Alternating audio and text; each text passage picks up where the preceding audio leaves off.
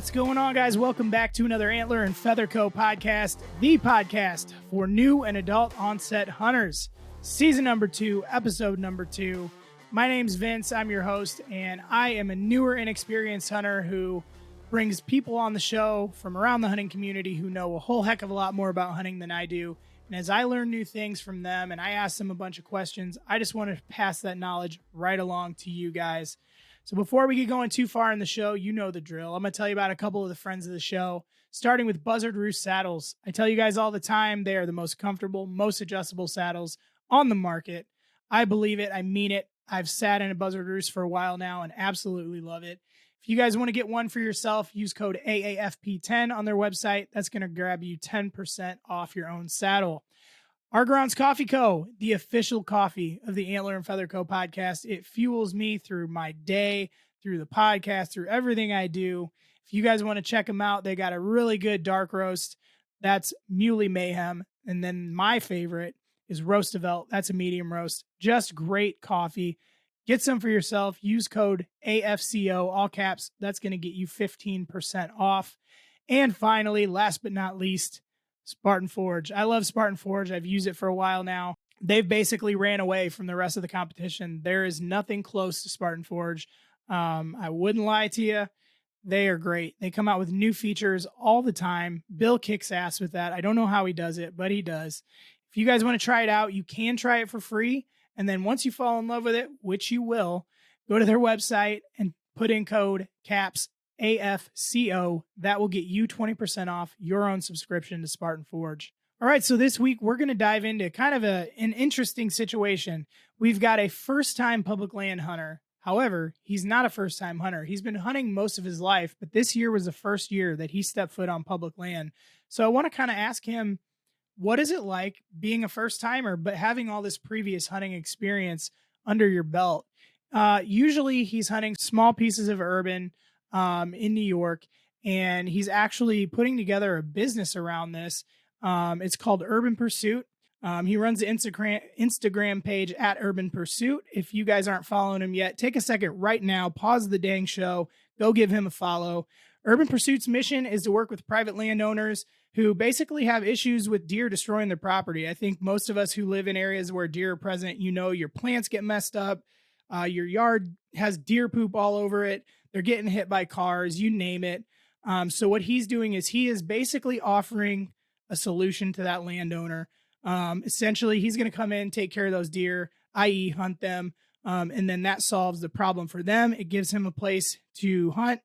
And I think everybody wins. So, all right, guys. So please help me welcome to the show, Dave Hawkins from Urban Pursuit. Dave, how we doing today, man? Good. How you doing, buddy? Thanks for having me. Yeah, absolutely. I'm doing pretty good. Like we've talked about, I've got some sick kids at home. We're dealing with the flu like the rest of America. And yeah, so that's been great. There's been a lot of ups and downs and a lot of fevers and a lot of suppositories for the 1-year-old. Nice. It's just, we're trying to keep them alive. My wife is an absolute saint. She's the best mother I've ever seen. And she's doing a kick-ass job with the kids because the kids don't want dad when they're sick, of course. No. But yeah, so how I understand you've been out hunting a lot, what we would consider late season. So you were out hunting yesterday and today. How are those hunts going? Are you seeing what you want to see? And are you on public land for these as well? Or is this more your urban spots? I was actually in a pretty cool little patch of woods today. It was actually the first little suburban piece of woods where I actually hung my first trail camera. I shot my first doe there. I shot my first little basket rack 8 there. Mm-hmm. So the public land, the larger pieces of woods, it's getting tough. You know, the colder weather's moving in. These deer have been bumped around all season long. So I'm kind of throwing a couple of curveballs into my hunts, mixing in some smaller, just, 10-acre pieces, a 5-acre piece. I sat from 6 o'clock today. I was in the tree till I think about 2:30. Nothing, not a tail. My goal was just pretty much sit as long as I could until this, we're getting the rain up here and up on Long Island. Heavy rain, heavy wind. So nothing moving today, but that's all right. Yeah, well, that's deer hunting. That's it, man. Yeah, so before we go any further, you kind of already said it, but I was going to say, let's everyone take a moment and try to guess. where you're from with that accent. I'm sure Tell we're gonna everybody- need some Tell closed everybody captions. where you're from. Yeah, So where you at? I'm on Long Island, New York, and basically Long Island is that horizontal east to west strip that attaches to New York State. Nice. Easiest said, I'm about roughly 60 miles east of Manhattan. And then Gotcha. I'm on the South Shore. Long Island has two shores, or North Fork and South Fork. I'm on the South Shore, about 60 miles to the east of Manhattan. Good deal. Yeah, I got a buddy, Cliff Cadet. I don't know if you're familiar with him. He's from New York as well. Yeah, I think he's Queens. Yep. And I told him I've been to New York one time. We were doing me and my dad and my brother were doing like a baseball trip. So we went to where was it? We went to Boston. We watched a game there, and then we came down to Cooperstown. And then because we were there, we stayed in Manhattan for like 2 nights. Man, it's fun. I think everyone should experience it. Yep. I could not live there. I know just the driving alone. I mean, talk about anxiety. Like it could definitely be intimidating. The logistics are really unlike any other. I don't do a lot of traveling, but I've been to some cities. It's not like any other city, really. It just, there's a lot going on. It could definitely be intimidating. Yeah. The closest we got is Chicago, and everyone's like, "Oh, Chicago driving's crazy. Chicago driving's crazy." Come up here. Yeah, you go there. Yeah. Chicago looks like a piece of cake. It looks like you're on a freaking country road. I remember seeing some of the taxis and some of the personal cars having like these little bump plate things hanging out of the trunk of the car, and I'm like, what is that? And the taxi driver's like, because you get hit all the time. Absolutely. It's just to help protect your car. If you ain't rubbing, you ain't racing, man. Cole Trickle said it best. Yeah. And that's about the time the taxi driver decided to go on the sidewalk just to get around. I was like, oh my God. Yep. But yeah, no, it's definitely a cool place. So you guys, if you're in the area, stop in there for a night or two. Yeah. And then check that out. But hey, before we get going into the questions I got for you, I'm going to take a second to say a quick prayer to kick us off, and then we'll jump right into it. All right. All right.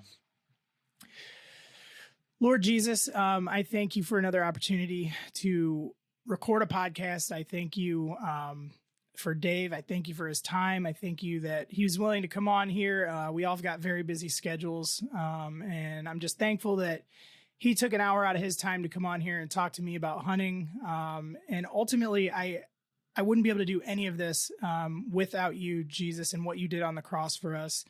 Like I said last week, you took our nails, you took our cross, you took all the punishment and wrath that we wholly deserve. You took all of that on yourself. And because of that, I'm able to worship you freely. I'm able to pray to you. I'm able to spread the gospel. I'm able to do everything. I'm able to hunt. I wouldn't be able to enjoy this creation without what you did for us. So I thank you for that. I ask that you would be over us and guide us through the rest of this conversation. And we ask all this in your great name. Amen. Amen. All righty. So just so we can get the general stuff out of the way, What's your hunting background? You had mentioned that this is your first year on public land, but this is not your first year hunting. So what is your hunting background? How did you get started? Why are you still doing it? What drives you to keep hunting? So I was lucky enough that my dad's side of the family, they were avid outdoorsmen, saltwater fishing and hunting. It was really my dad, I guess, back in like the 80s, really when archery hunting was kind of grabbing hold with everybody. He got into it with a good family friend. And just as I got older, I guess it was about 14 or 15, you could start taking hunter's ed and all the safety courses. You get your small game license. And then I think it was either 15 or 16, I actually got my archery permit. And I started out on the ground, going on hunts with him. I didn't have a tree stand yet. Just kind of finding a deadfall and kind of just getting comfortable and trying not to move too much. That's it. That's it. So as I got older, probably right around 18 years old, as high school was ending, I actually lost a little bit of time hunting in high school because I was a big baseball player. As you got older, the workouts, like the winter workouts, started going all year round, into the fall, into the winter. At the time, baseball was really like my one true passion. So I lost a little bit of time hunting because of the workouts. I was so kind of one-tracked on that. Yeah. Looking back on it, it's not the end of the world, but archery hunting in particular has now become that one thing that I just love. I started out, I think my first bow kill was a doe. And then my first archery buck was the next season, small little basket rack 8, but I was happy as hell to get him. He's up there. I don't know if you can see him. He's in the top right corner there. He just buddy. I actually did that one myself. It was just a little skull plate. Yeah. I didn't know what I was doing. I've never done Euro mounts, so I kind of took my time on it, and I'm proud of that one. Your first bow, your first archery buck, my first any archery kill you get, you should be proud of. Absolutely. So that was cool. That was my first buck. This guy right here, I post a lot about this buck. This is the one right here that was in 2019. So that was a couple years later, but that buck right there really got me hooked. Yeah. It's something changed, and I'm like, this is what I want to do. I shot that guy at 11 yards. Woo! Yeah. And what about that hunt? I mean, obviously, anytime you get a, like you said, anytime you get a buck with a bow, it's memorable. Exactly. But in talking to you prior to this, this one really meant something to you. And I'm just kind of curious, what was different about this one? Because obviously, usually it's like your first one's like it's like a tattoo. Right. Your first one is like, oh, yes. Yep. And then the next one is, it's still very special, but it's not the same as the first one. But this one was not your first. So what was different that really brought this fire out of you in terms of wanting to get in the woods as a bow hunter? I really started getting into trail cams real heavy the summer, probably about June of 19. And then the first picture I got of him was in July. And it wasn't a cell camera, SD card. So I'm scrolling through one morning after I did a card pull. And I almost dropped my coffee. I was just, that was the biggest buck I've ever had on camera. Just biggest buck in general that I've seen, that just in the woods in general. And I was like, wow, that's a nice deer. So I kept at it. I actually bumped the cameras around a couple of times. I found a couple of really good runs that I think was going to bedding. It was really going into some real heavy cover. Kind of just made sense it would be a bedding area. And then it was just a real tight funnel coming out of there. So I moved the camera. I'll never forget. It was a real rainy morning in the summer. Kind of snuck in there with, I put some rubber boots on. I had rain pants on, trying to keep the scent down. A couple weeks later, bang, I got him again. I had him on camera all the way until opening weekend. I shot a doe October 1st, and then, what was that guy? October 5th. So I actually took a day off of work to hunt, and it worked out good. Heck yeah, I'd say so. Yeah, he came in. That's awesome. He came in. It was still dark. I don't think it was a full moon, but it was just one of those mornings. It was crisp, quiet, no wind. I had enough sunlight. Well, moonlight was kind of lighting up everything on the ground, and you hear that distinct crunch, that very slow, distinct crunch. Not the squirrels, not a raccoon. Right. This is a deer. And it just, sometimes you can tell, sometimes you can't. But I'm like, that sounds just like a buck. It sounded very methodical. Mm-hmm. And I just happened to look down, and all I see is just the white reflecting off the moonlight. I was like, oh, man, that's him. That's awesome. But he started out right under me, so I can't move. I'm sitting there. It's dark. I can't do nothing anyway, so it's good. I'm still sitting. But I'm just kind of, doing that side eye. I'm like, man, don't blow this. How bad were you shaking?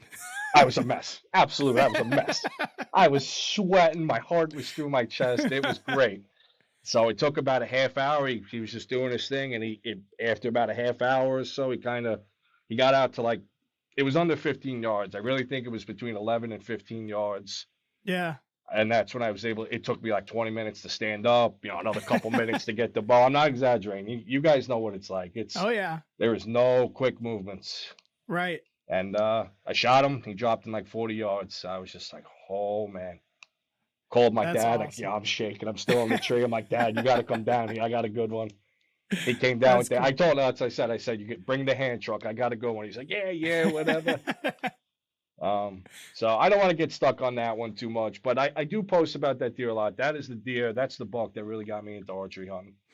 That's awesome. Yeah. So we'll talk more about urban pursuit as we go along, but sure. I guess how did you start getting into hunting smaller urban pieces? Because you had mentioned to me that that's kind of primarily what you hunt, just in that small urban setting, 5, maybe 5-acre, real small pieces. How did that start for you? Because a lot of people start off either on public or big private, like the farm scenario type thing. And then urban hunting, for me anyway, it was something like that I discovered after I'd already started and kind of got into it a little bit. But how did you get into doing that? I think probably once I got Onyx onto my phone. I don't remember exactly when. I was using Onyx in 19 to find some land. I mean, it's really, any app like that, I just happen to use Onyx. I'm not particular to either one, but it's such a great tool. And you just start looking around. Long Island, hunting on Long Island is very unique. The geography can be so diverse. You go 10 miles, you're in swampland. You go another 5 miles, you're in pines. You go north a little bit, you're in hardwoods. I mean, everything just changes so quick, and it's almost like a hidden gem. Like there is some big deer that get taken on Long Island. Yeah. Maybe not necessarily the body weight. Like upstate New York, the bodies get so much bigger, like noticeably bigger. But the rack difference here on the island, it's really impressive what some of the racks get like here. And that's just what, they're living on people's lawns. They're eating their grass, they're eating their plants. They got a good eating. Yeah. And it's plentiful. Yeah. You got on Onyx and started did you just look at the topography and the different terrain and everything else, and then you just kind of see, okay, well, this person's living in this spot that I think's money, so I'm going to go ask them for permission, or how does that work? Yeah, there was a little bit of door knocking in the beginning. A lot of it was also like just tail end pieces that got landlocked from county lands or state lands, and they kind of just get landlocked a little bit. It's a very effective way to find some of these deer. It's just tricky. There's a lot of hunters going into these little pieces, and that's what makes it fun. That's what makes it exciting. That's why we do it. The chase. Yeah. And I didn't really get into the bigger public land pieces until this year, pretty much. Yeah. We had a property out in Bridgehampton, so that's part of like the Hamptons. My dad actually got permission back when he first started bow hunting, and he met the guy. The guy was great. He owned like 2 or 3 houses. I think he ended up having like 4 properties out there, which is quite a spread to have out there. Yeah. And but it wasn't as built up as it is now, so it's a little bit easier to kind of traverse around. It was a different era too. There wasn't as much bow hunting on the island, not as much hunter pressure. There wasn't just as many people around in general. So by all means, it was just a little bit easier to wiggle around. You can't do that anymore. So you kind of got to adapt to the times. And I talked to my dad and my brother. I'm like, look, we got to start looking into getting some of these public land permits. There's plenty of spots to go. Because these little spots are just getting developed, houses or whatever it is. So now the deer, they went from having, like, just saying 100 acres. All right, now they chopped that lot up. Now they got 20 acres. They cram in another 2 houses. Now you're down to 10 acres, 5 acres. That's how you get like these little like landlocked pieces. Yeah. But they know where they're safe.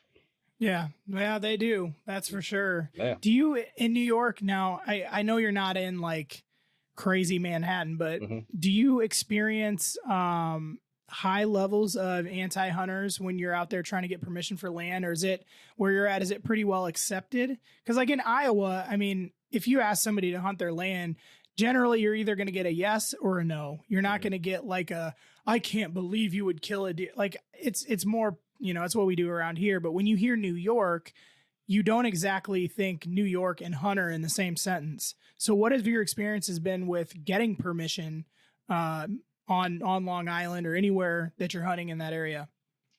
So I started this in August of this year, this attempt at what I'm trying to do. Our season starts October 1st. So I didn't have too much time to really do a lot of door knocking. I did do it. I probably knocked on about 10 doors because I wanted to get a feel for what I'm getting into. All of them were no. And I was kind of expecting. I was hoping to get like a 1 to 10 or a 2 out of 10 ratio for yes. There was a strong anti-hunter presence. It happened in the post office. I was mailing out some shirts and some hats. I was kind of had everything on like the station there, filling out the envelopes and everything. And I see a lady looking at it. I'm like, oh, let me just move this out of your way for her. And she's like, what do you do? Are you a hunter? And she snarled the lip. And I'm like, oh, here we go. I'm like, yeah, but I tried to explain what was going on. She's like, ugh, murderer. I'm like, all right, lady, it's Oh, I didn't do nothing to you. I'm just trying to mail some stuff out, but you gotta. yeah. That's where the ethics come in because there is a strong anti-hunter presence. So you don't want to be the guy, and it's one click of a phone away. Now you're on camera Right. yelling with somebody over hunting, and that's just not good for anybody in the hunting world. Um, I did have a couple answers of somebody's already hunting. Yeah. That's honestly a big reality. Hey, I appreciate you coming up. I actually appreciate you coming to the door and asking for permission, but I already got one or two guys hunting it. All right. You know what? Not a problem. Here's my card. If they go to a different property or whatever, keep me in mind. Sometimes a few of them were just, nah, I don't feel comfortable, like that comfort factor. Hmm. That's going to be the biggest one because they're not a yes and they're not a no. So those are the ones I'm going to have to work on. Yeah. And I got a couple ideas for that, and that's going to come in the springtime. Good deal. Really Yeah. try to get those swing votes. That's the ones I'm Yeah. going for. Yeah. I found that when I was doing urban, you really have to go the extra mile to make it valuable to them, which is, Exactly. we're going to talk about urban pursuit here next, but that's, when you kind of lay in front of them in a respectful way, like you almost have to take the focus off of the hunting. Like that's kind of an afterthought. Like explain to them, like your stuff's getting destroyed, your Exactly. plants are getting eaten, your gardens are getting eaten. You may not notice it, but there are a lot of vehicle accidents with yeah. deer, and they are beautiful animals, but they do have to be managed. And then I also would tell them, you also got to think about it as if you don't allow hunters to harvest these animals and keep the numbers in balance, now you've got one of two things. You've got either the herd gets too big in the area and they've already eaten all of you and your neighbor's food. Now there's not enough food to go around, so they're going to suffer that way. Or on the flip side of that, you're going to have so many, they're just going to get hit by a car. They're going to, and when you kind of put the focus on stuff like you care about the animals and don't talk so much about the hunting part of it, I noticed that kind of those swing voters, that kind of gets them thinking more along the lines of like, I'm not just some asshole, jock hunter that wants to come kill things. Like there's a rhyme and a reason to it, Yep.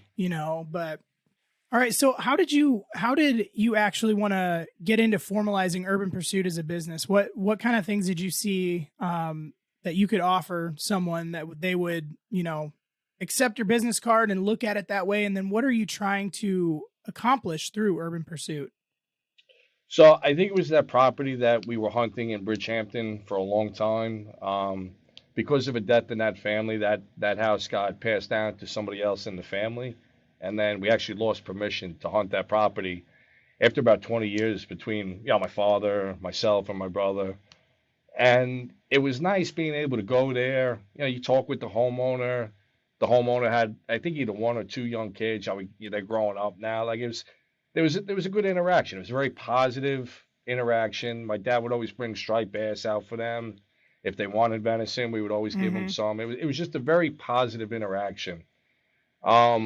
Really, what started making me think about it is I actually work in the Hamptons with my company with what I do.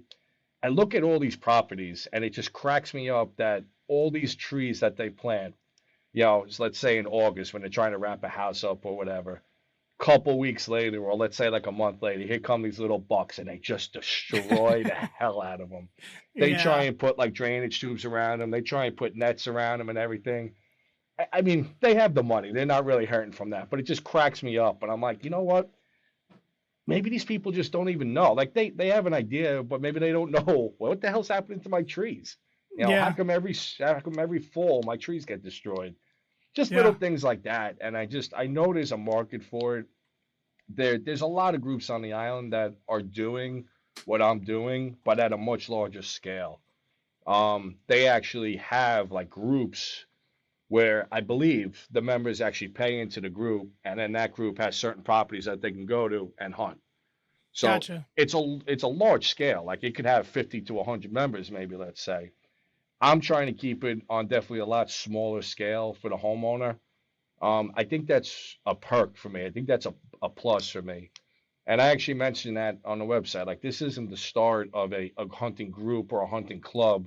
Like you're just going to be dealing with me. Just going to be me, my pickup truck, Yeah. and my tree stand. That's a big trust piece. Exactly. That's a really good trust piece with a homeowner. Exactly. It's you're not going to have to worry about who's showing up at your house at 5 o'clock in the morning, a different truck every time, different guys. Let's work. Like, where do you think the deer are coming from? What times do you think they're coming from? I'll have a good idea just looking at the property and, you know what? Let's go on a walk around your property. Let's look at your fence line. Let me use the Onyx. Maybe they don't even know where their property lines are. I can help them with that. Right. Be like, not for nothing, like your neighbor's 100 yards onto your property line, possibly, and he leaves his gate wide open. Like, just, you can help them out with anything, just stuff they might have any idea about. And that's what I'm looking to do. I'm trying to keep it on a smaller scale. Not that I'm trying to be selfish and just get all the properties for myself. That's a bonus, without a doubt. If I can gain properties to hunt, but if I can also do it and it helps somebody, like that's pretty cool. And I'm still going to do my public land hunts and everything, but I'll have almost like a schedule. All right, house 1, 2, and 3. I already got an idea for like a rating system when I get the properties. What do you think's going on? Do you need me in here like right now, and you want to kill everything that moves? Yeah. Or is it, they're not really causing a big deal, but if you could slow them down from messing up some of my plants or whatever, all right, there's a different, but if I get that one client where it's like, Dave, look, my wife's driving me nuts. The deer are eating everything. You got to come in here and whack every doe you can see. I mean, that's a home run for me. Yeah. So what's your tag situation? How many tags do you get in New York? In New York, you can get unlimited doe tags, and there's no earn a buck or anything like that. So that's a big plus. So I could get a DMP in one day. I could shoot a doe with my DMP with doe management permit, and then you have an antlerless tag. To my knowledge, I'm pretty sure I'm accurate on that. That antlerless tag could be used on a doe. Yeah. Or I believe if it's less than 3 inches, it doesn't count as a point or an antler.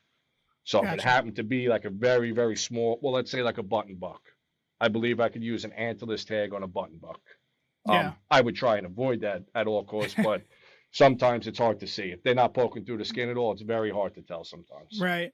So yeah, that's what I was wondering. If you were to be like, yep, I'll take care of this deer thing. And then like in Iowa, I get a buck tag. Well, it's a any sex tag. We consider it a buck tag. And then I can get, one doe tag. If I'm lucky and get there quick enough, I can get multiple doe tags after the fact. But once they run out, like each county says, okay, there's 200 additional doe tags for Scott County. Once those 200 sell, you're done. Yep. So, but yeah, the urban setting for us, it was more of just take care of them. Yeah. You can keep buying them, but so what do you think that this could roll into? Like right now you're offering this as kind of like hey, you've got a problem, I've got a solution. And you kind of just, as I understand it right now, you're just kind of having an agreement that you're going to take care of their doe or their deer problem and they're going to be happy. Do you see this rolling into like a profit? Like, do people profit off of businesses like this in the New York area? Or is that something you could do in the future? Or are you just wanting to kind of get yourself some land to hunt and help people out at the same time? I don't want to speak for the other groups because I don't have enough like specific info like that. I just know about them. I don't think the groups themselves would be like charging the homeowners. I think it's internal from the group charging their members. Mm-hmm. I'm very modest with my page and this brand. I express that a lot, like on my Instagram, like, and I kind of take pride in that. Like this is a very real approach, a very real documentation of just me and my hunting experience and what I'm trying to do with this brand. So definitely for the near future, it's just going to be myself. What I could possibly see happening is if I get a property where I know there's a lot of does, the homeowner is like, I need help, I need to get these deer out of here. That might be another conversation. All right, look, both my father and my brother both have licenses. They have all their tags. It's archery hunting only. If you're okay with them coming in as well, we can maybe speed up this process. If the property's big enough, maybe all three of us can sit one day and we really start making a dent. I would probably say I'm going to lean on my father and my brother just because it's simple and it's easy and it's, we go hunting together. I don't see myself really getting to the point where I'm going to branch out and take on members. If I'm at that point, that's a good problem to have, and I'll figure it out. Yeah. That means it's really taken off. So I'm at the beginning stages, which is cool. This springtime is going to be it's going to be a lot of videos of me. I have a couple of cool ideas on how I'm going to try and promote the brand, and that's what this Yeah. spring is going to have.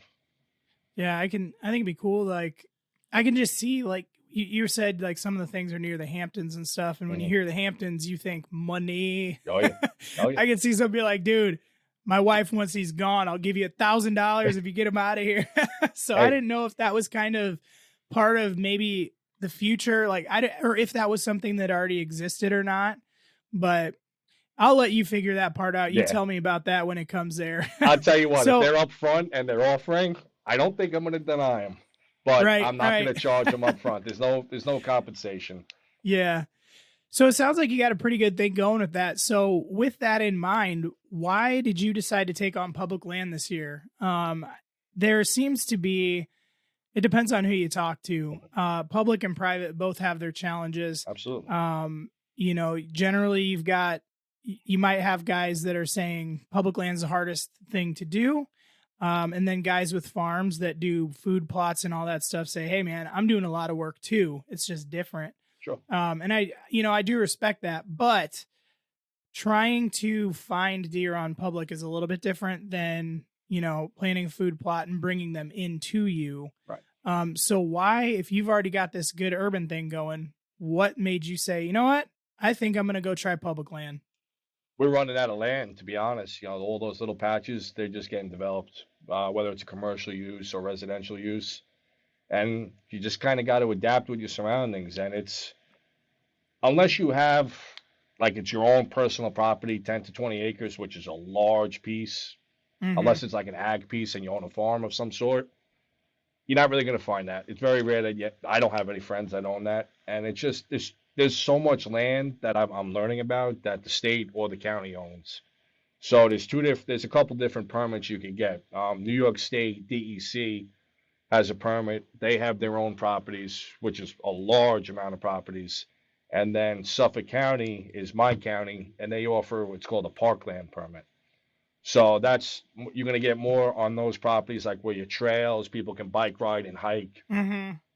Which brings on a whole nother scenario. I don't know. Yep. The funniest story that comes to mind from this year is the Clydesdales. I don't know if you saw that video. No. Tell us about that.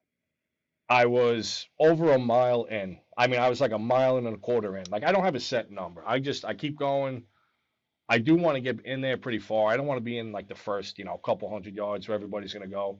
I do want to try and get back a little bit. So I had the tracker on the Onyx. I'm like, all right, I'm over a mile. Let me find an area where I'm at. I'm sitting, I get set up.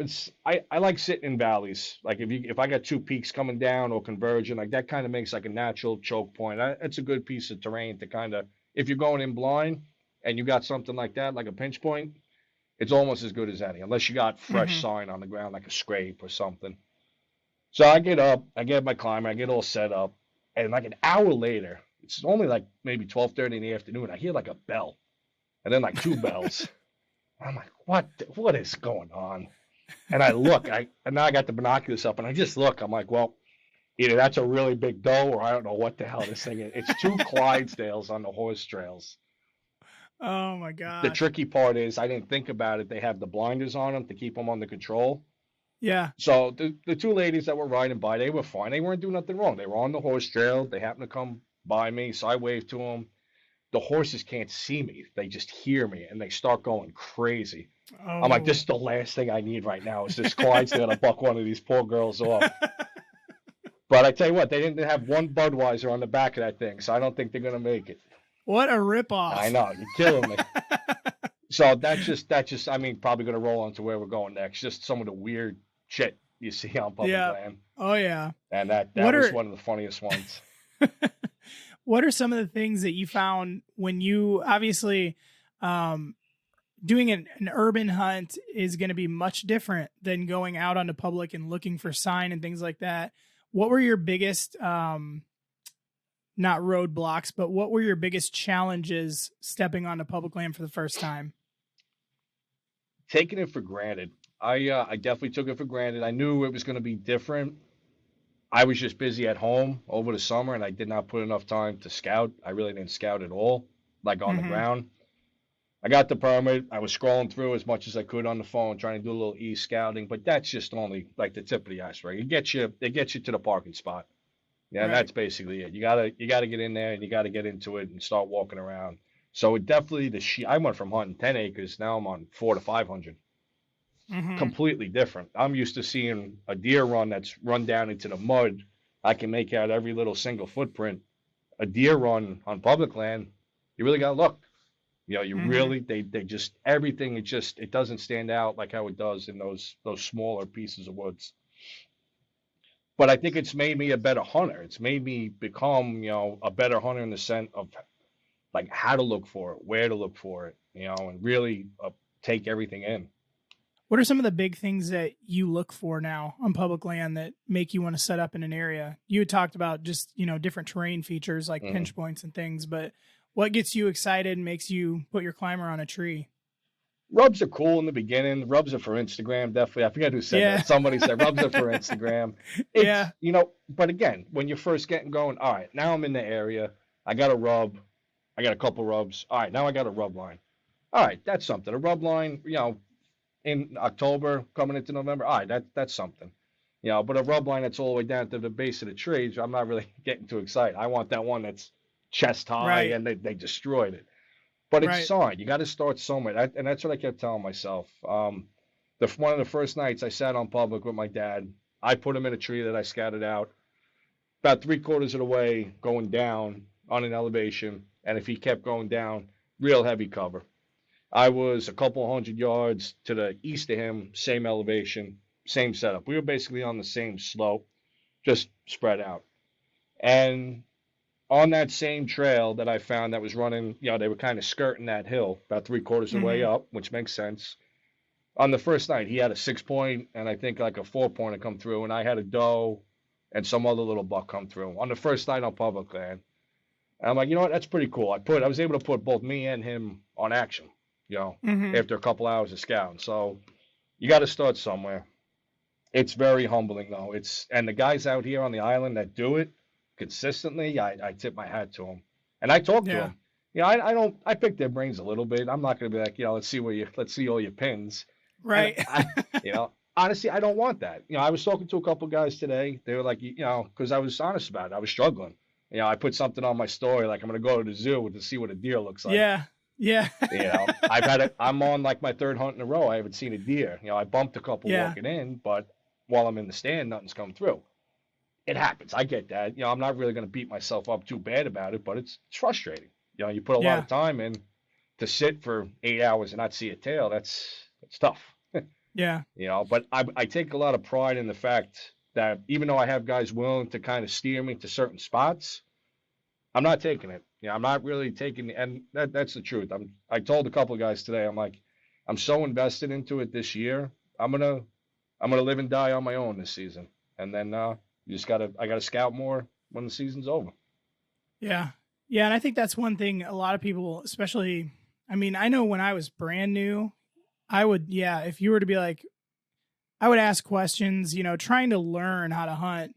But then, yeah, it's kind of like, could you tip me off on, where have you seen deer? But the further I've got into it, like this is my third season, Okay. you really do kind of get to the point of like, I want to find I want to find my own deer now Yeah. to where,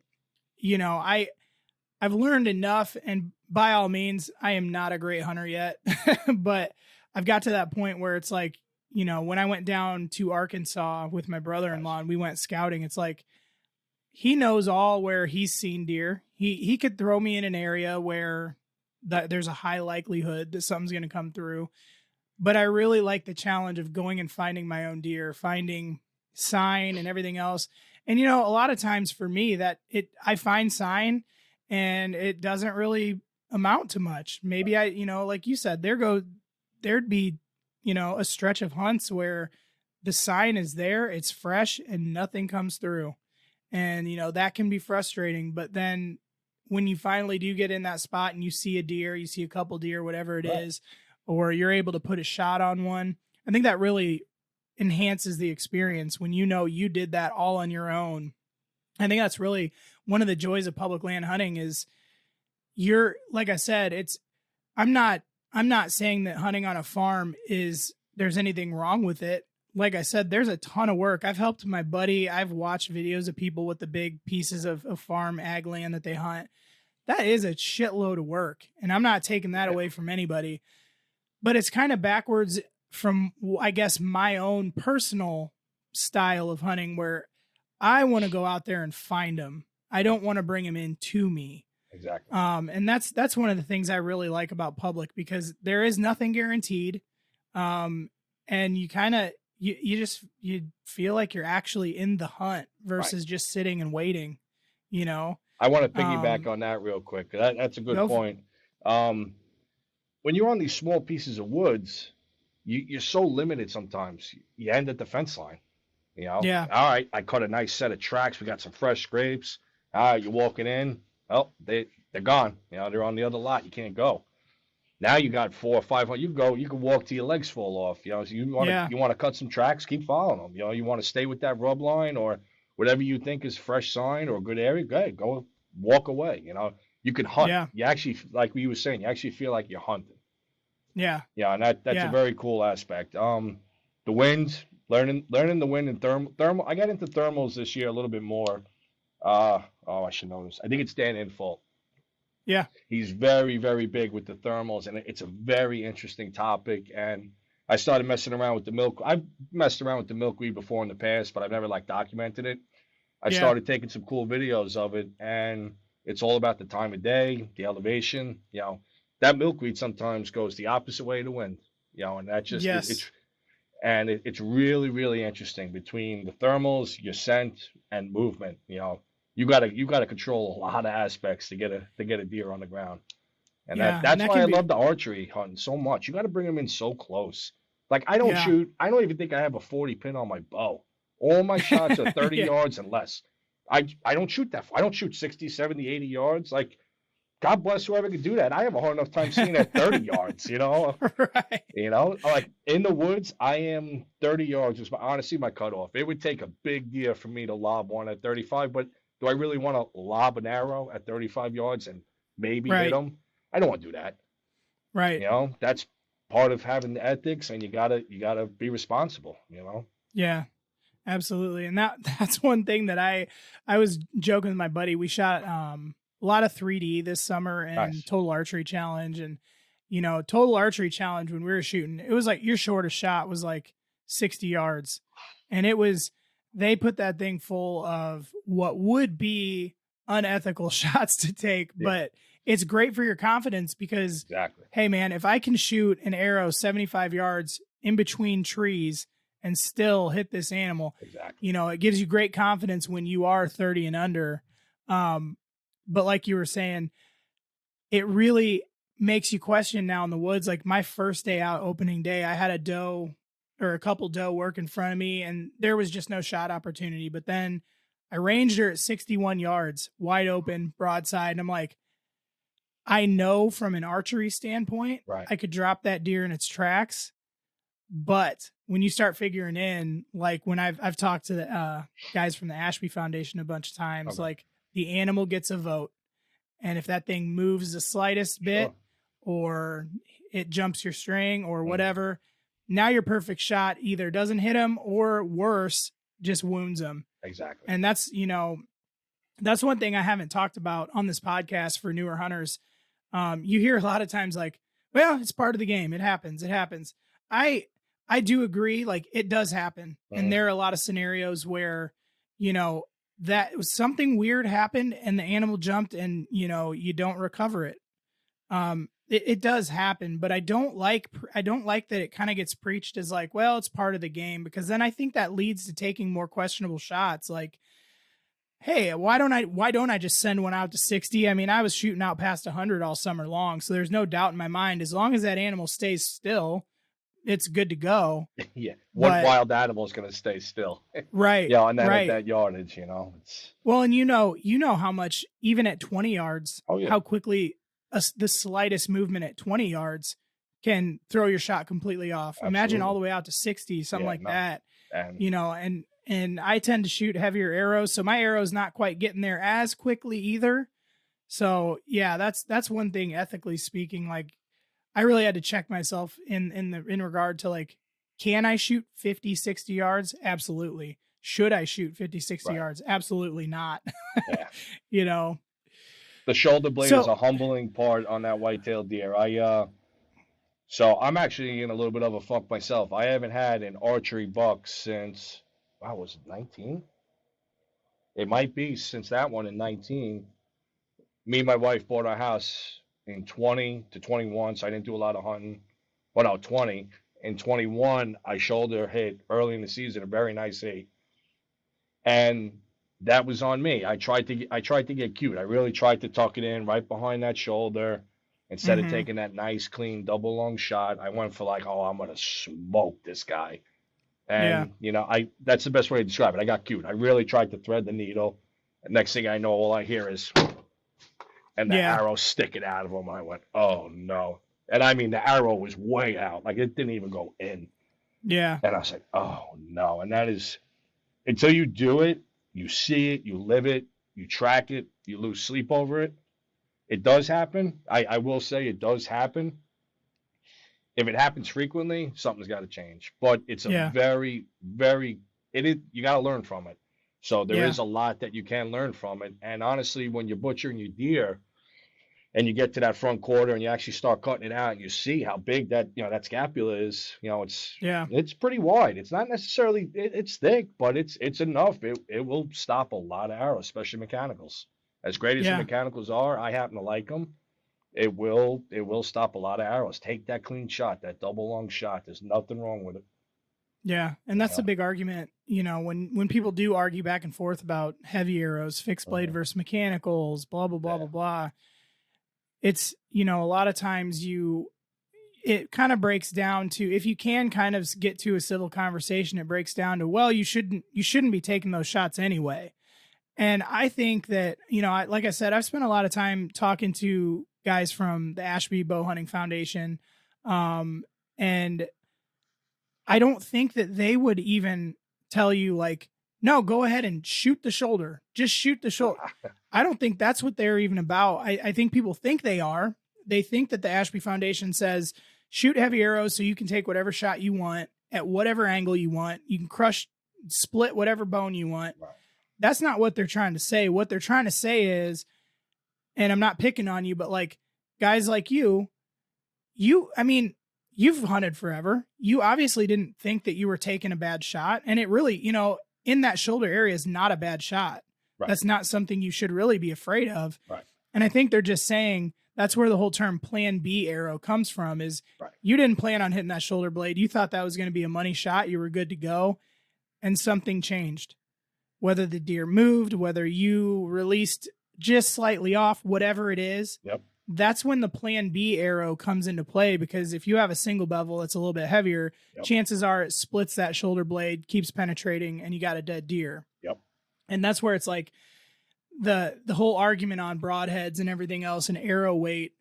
I wish people would stop being so polarized with it of like, you know, understand that the message isn't, you need to shoot heavy so you can take unethical shots. Right. You know, and my first year hunting, I took what in the moment I thought was going to be a great shot.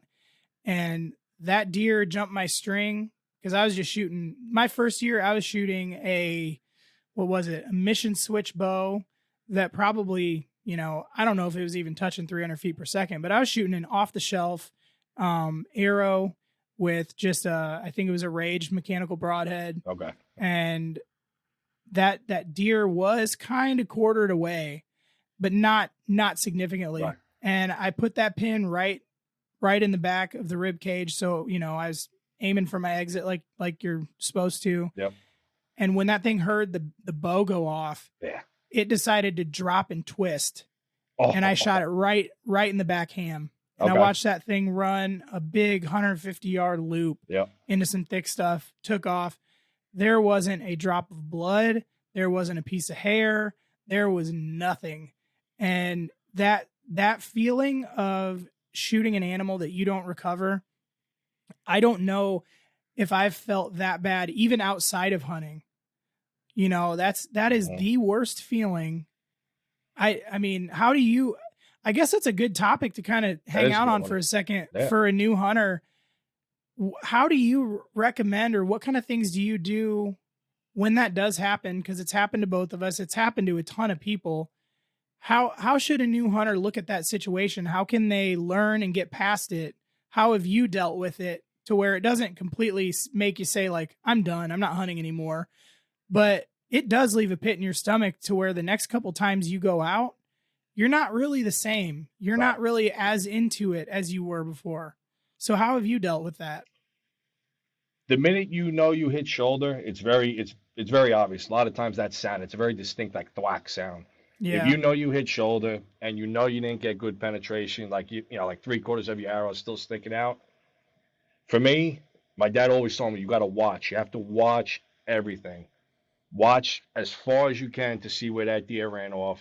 If the arrow falls out, what you got to watch as much as you can. Was his tail up? Was his tail down?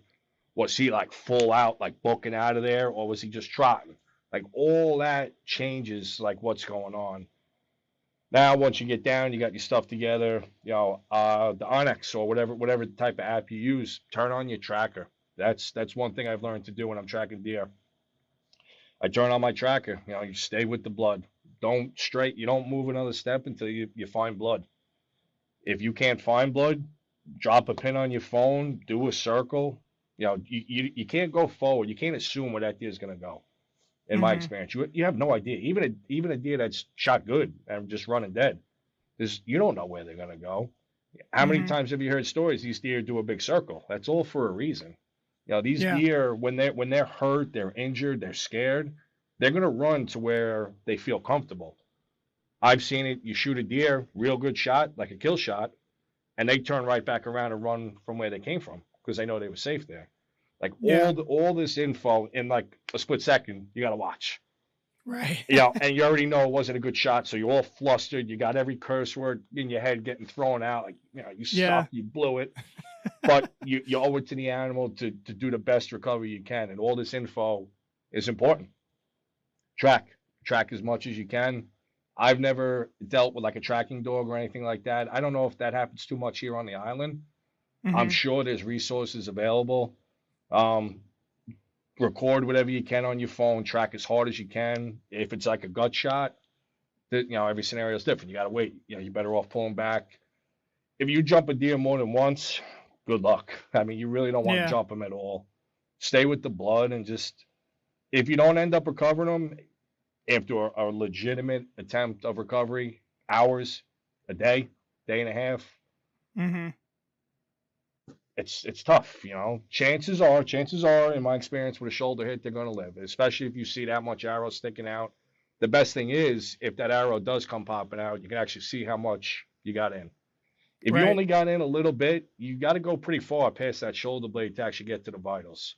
Right. So he's going to be hurting. He's going to be limping a little bit, but chances are that deer's going to live.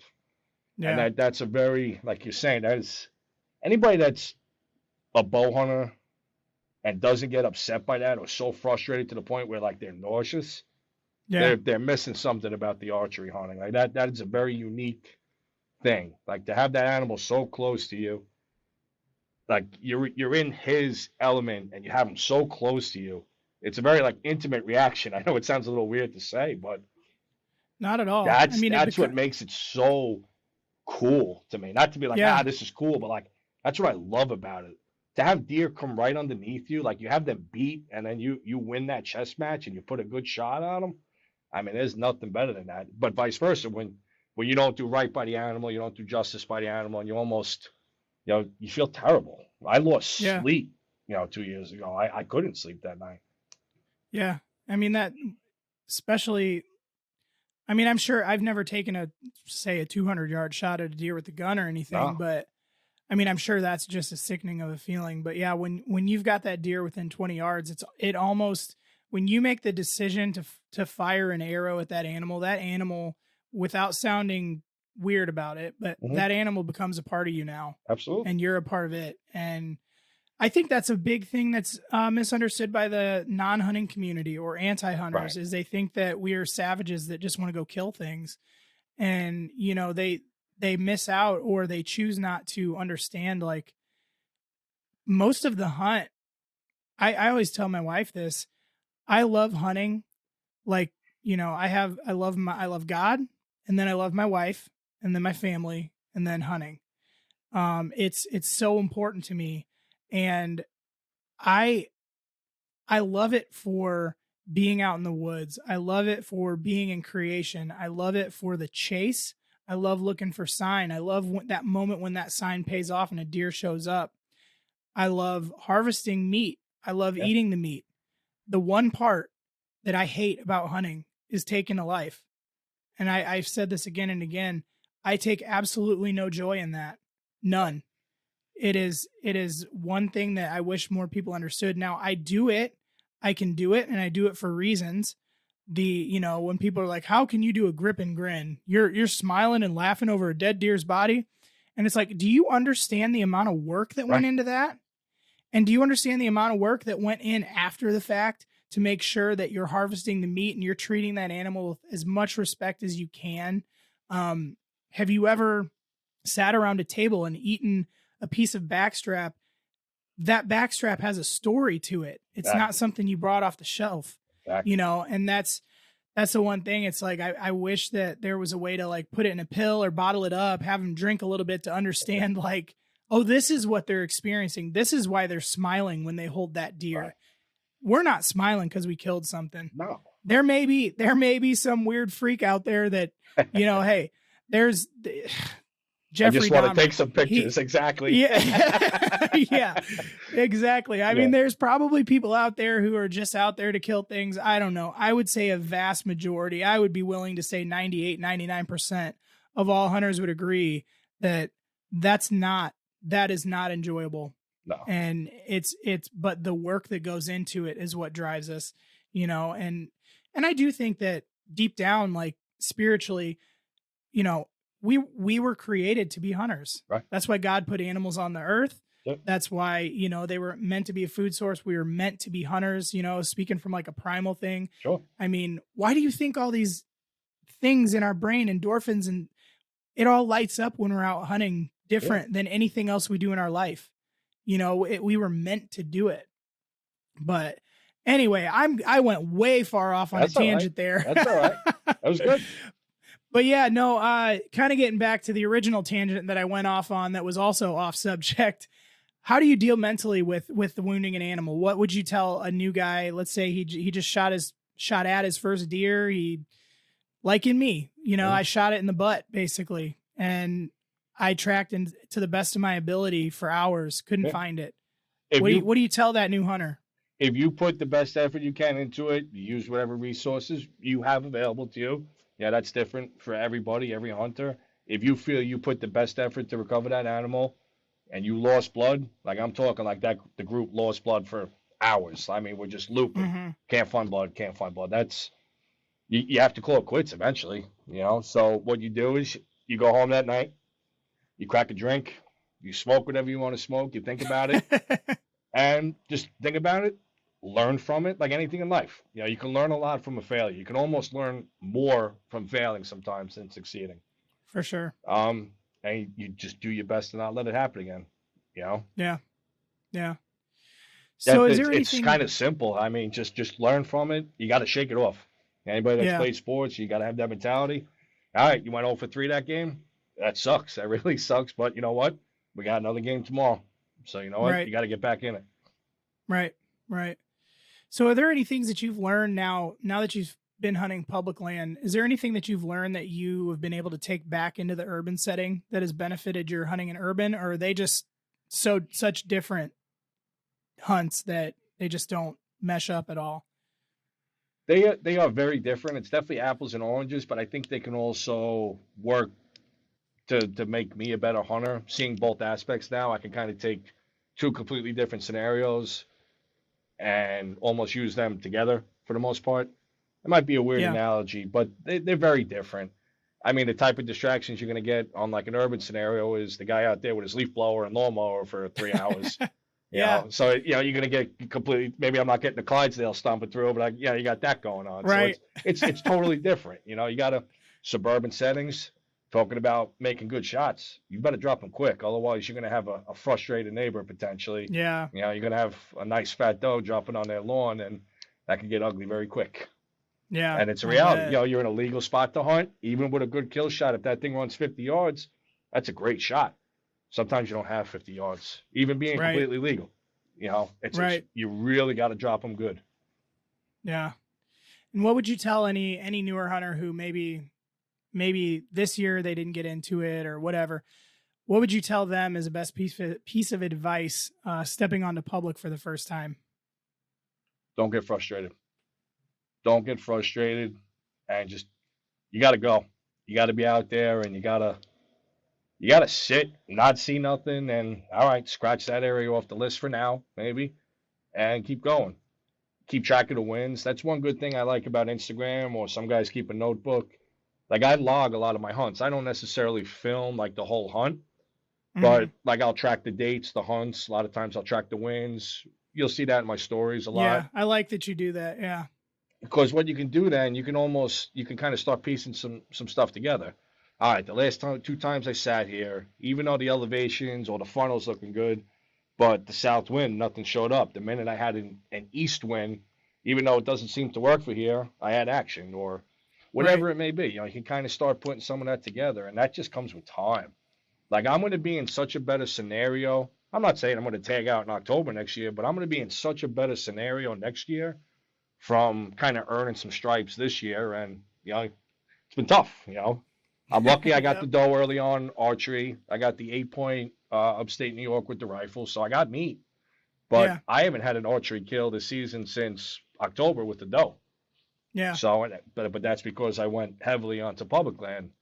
I had some good encounters. I don't know did you see the video about Lefty I put up possibly? Yes. Yeah. Yep.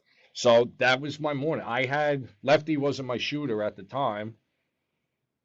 There was another buck that ended up coming in directly behind him on the same line. And because I'm videotaping Lefty, I got busted with a mature buck coming from behind me on my offside. So my offside, I would say, is my right side. My bow's on my left. So I hear him coming, and I'm just trying to turn and so slow. But I got to about halfway turned around, and I heard that last hoof go in the ground, and that's not good. And I knew what was coming, the blow, and 2 seconds later, he trotted off. Yeah. That was my 15 seconds. That's it that I had with that buck. I've had him on camera, but that was the only time in the stand I had a chance at him. And I blew it. Yeah. There ain't no way to go around it, But again, that's what makes it so satisfying. It's just, but you can't get frustrated. To answer your question, don't get frustrated, even though it is. Don't forget while we're out there. Like we started out tonight, the woods I hunted today was the woods that my first trail cameras went up in there. It was where I had my first bow kills. And I'm kind of sitting there today not seeing that. I'm like, you know what? This is kind of cool in a way. Like I come, not full circle, but I've come a long way from when I started in this little piece of woods, Yeah. And now here I am. I got cell cameras going now. Like I've changed a couple things, and I've got some bucks under my belt. I want more, but I think of where I came from then, not that long ago, to now actually targeting a buck, putting a play on a buck. Right. I was upstate for rifle with this deer in my truck and my cell camera blowing up because of the deer that I ended up, missing a shot on. I came home that next day, and it was that morning I had a chance at it. Like the plan was there. I had it, and my 15 seconds, I had it, and it went. Yeah. But you know what? Out of 500 acres, I had that deer within 30 yards of me. So that's part of the game. Yeah, that's exactly it. It's gonna be. I mean, if hunting was free from frustration, I don't think any of us would do it. No. That I talked about it, I think last week, or I was talking to somebody about it. Like, that's the frustration and the failure and the unsuccessful hunts and whatever you want to call it. That is what brings that smile to your face when it finally happens. Right. When you finally put one down, all of those emotions that you have been bottling up and pushing back down, because it's an emotional thing. I mean, it's not this isn't just a fun like rec league sport where, you go play with your buddies and this is it's a much more serious thing. There are lives on the line. I mean, as weird as that sounds. Yeah. And that's the failure is what makes the success awesome. It's Without that, think about yeah. Just to bring myself into it, I'm on hunt 36 or 35 today. 35 sits, average 4 or 5 hours a sit. Yeah. I don't have any kids. It's me and my wife, and we got our dog Tucker, who's our little fur baby. But that's a commitment, and God bless my wife. She over the past couple of years, every year this is progressing. That's more time I'm not in the house. That's more time like out of season. I really got to make sure I get that honey-do list on as best as I can. And I'm sure she's rolling her eyes wherever she is. Her ears are ringing when she watches this. But I do try because it is a huge commitment on the house. Yeah. Not on the house, but like on your immediate family. That's a lot of time I'm sitting in a tree. And how many times I gotta come home? Nothing. I didn't see nothing. Oh, I missed that one, or whatever it is. And it's, if you want to build patience, start bow hunting. If you want to lose patience, start bow hunting and keep bow hunting. But you know what? All that comes back, and you can keep bow hunting, but then you go lose patience, and then it teaches you patience. Right. It's a messed up circle, man. But that's why we do it. But again, how sweet is that phone call, that first phone call after you get one down? My dad and then my wife. It's always that too. And then my brother. Yeah. My brother knows where he's at. Yeah. He's third. You just not telling him where you got it. Yeah. That's it. Well, hey, Dave, I appreciate you coming on the show today and spending time with me. This is a really fun conversation. I think we got into some much deeper water than I planned, and I'm glad we did. I think we talked about some really good points that you're going to experience as a new hunter, or even you might not be a new hunter, but there are always going to be new experiences that happen over the years. And, I think it's a good thing to talk about to kind of get yourself mentally prepared for, what possibly could happen. So I love following you. I love following Urban Pursuit. I love the way that you log your hunts and things like that. I wish that nothing but the best. Let everybody know where they can find Urban Pursuit online, whether that's Instagram, your website, everything. Sure. So the Instagram, that I don't have any YouTube or Facebook, so Instagram is definitely the main link, and that's going to be at urban_pursuit_. And then from there, I have a link for the company website, and that'll be, you could click on it, but it's urbanpursuithunt.work. And then from that website, once you scroll all the way down to the bottom, part of that website is an easy way to contact me, and that goes directly to the Urban Pursuit email, urbanpursuit25@gmail. My phone number's on there. I'm very responsive on Instagram. I keep the alerts on. It's one thing about learning the Instagram game. You got to keep it, as I'm sure you know, you got to keep it live. You got to keep it active. Yes. So that's another thing. Talk about frustrating. I'm trying to balance that at home as well too. The wife's like, "Get off your freaking phone." I'm like, I know. Yeah. But it's a reality. I'm having a lot of fun with the Instagram because I'm getting to meet a lot of really, really cool people from everywhere. Obviously, yourself included. I mean, I'm talking to a hunter in Iowa. Meanwhile, in August, I had nothing. I started making some hats, some shirts. I appreciate you wearing the hat. I got a lot of good, dude, I love it. I got a lot of good feedback from the hats, so they're going to be coming out more. Stickers I always have. So I'm very responsive, I guess, the best way. If you reach out to me on Instagram, I'll get in touch with you. I'm all about sharing hunts. If you got a cool hunt, cool picture, a cool trail cam pic, a story, send it over. I'll put it up. I'm really all about that. Awesome. Yeah. Awesome. Well, I appreciate you coming on here, man. Hey guys, make sure you are following us as well over on Instagram. We're at Antler&FeatherCo. On YouTube at Antler&FeatherCo, and then you can follow us on Facebook as well under the same name. If you guys found value in the show, if you like what you heard, if you feel like you learned something new, if you put a new little tool in your arsenal that you can take out into the woods with you, please like, subscribe, follow, share, rate, and review, all that great stuff we have to do on social media. The reason I ask you to do that, especially rate and review, is because that helps get this show in front of more people.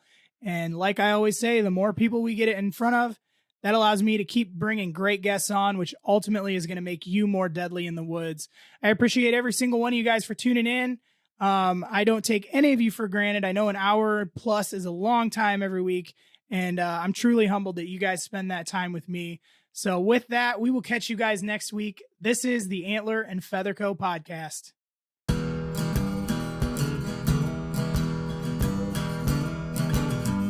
You are listening to the Antler and FeatherCo Podcast.